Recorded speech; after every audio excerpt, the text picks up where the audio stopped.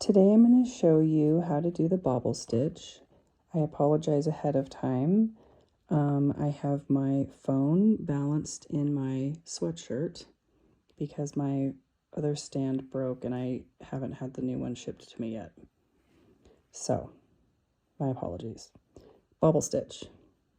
Yarn over. Insert into your loop or your stitch. Pull up a loop. Yarn over. Pull through just two and stop. Yarn over, go through the same stitch you did before, pull up a loop, yarn over, pull through just two again and stop.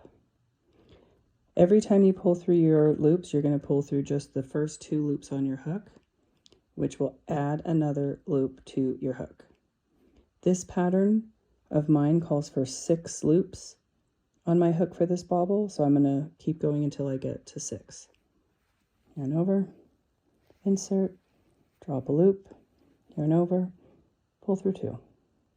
Yarn over, insert, draw, yarn over, pull through 2. Yarn over, insert, pull up a loop, yarn over, pull through 2.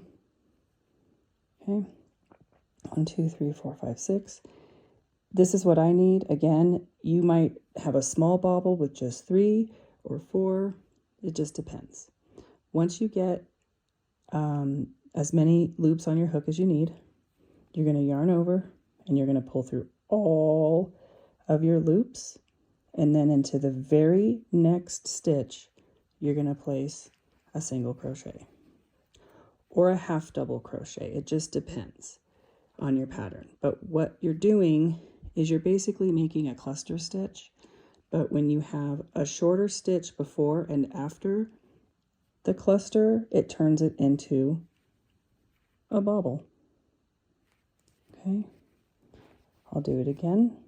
Yarn over, go through your stitch, drop a loop, yarn over, pull through 2, yarn over, same stitch, drop a loop, pull through 2, yarn over, in.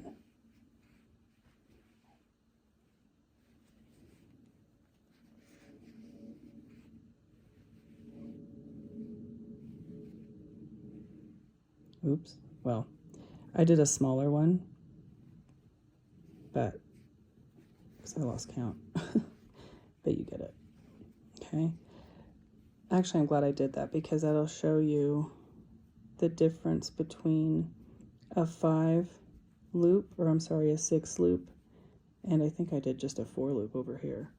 But basically, if you look, what you're doing is you're creating little double crochets like you do in the cluster stitch. So you can count them, 1, 2, 3, 4, okay?